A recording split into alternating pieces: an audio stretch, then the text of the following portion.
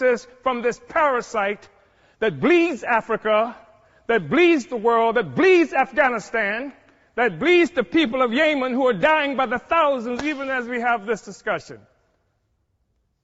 This is the basis of a Brexit. It can't stand together anymore because the host is rejecting the parasite. And it's creating crisis throughout Europe and throughout the imperialist world. I think it's necessary, brothers and sisters, to say that there has been a natural trajectory by African people for closer union.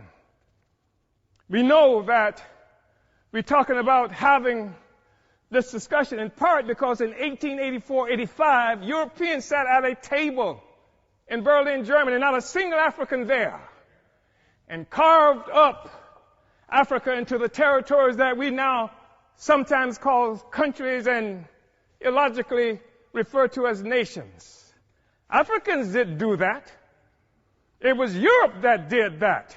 It was Europe and imperialism that required Africa to be divided so that the resources of Africa, both human and material, could come and pave the streets in London and grow the buildings in Amsterdam and bring clean water to New York, while the streets in Sierra Leone are not paved. And the people in Sierra Leone do not have clean water. And there's no national electric grid there. It is necessary to keep Africa divided by European imperialism and by all the imperialism in order to continue to suck the resources from Africa so that cell phones could exist here, so that Steve Jobs and the others could achieve some great notoriety from the coltan that comes from Congo, where Leopold killed at least 12 to 15 million Africans in order to conquer and keep Africa in the condition it's in today. We talk about a united Africa and African Union because of what European imperialism has done to Africa to keep us divided. We know it's true. We saw 100 years or so ago, Marcus Garvey organized the Universal Negro Improvement Association and African Communities Leagues that stretched across the globe. More than 11 million African people everywhere were connected to this. Africa for Africans, at home and abroad. That was the cry.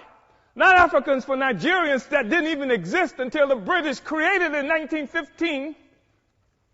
And Flora Shaw, the mistress who would become the wife of Frederick Lugard, came up with the name nigger area.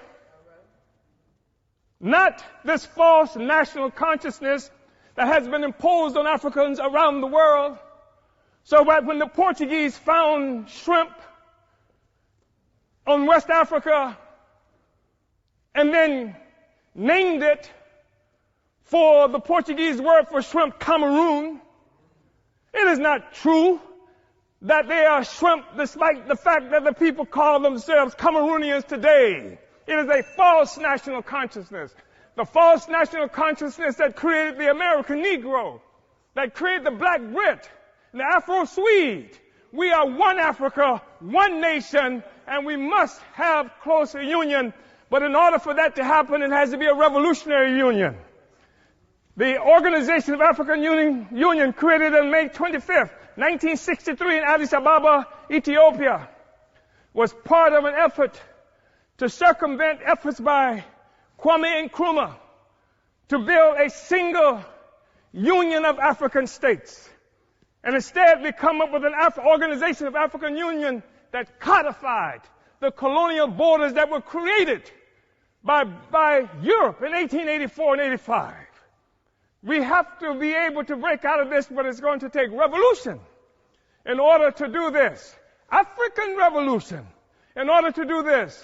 African revolution that will destroy imperialism and the world economy that's responsible for the growing immiseration of the masses of people around the world. Uhuru.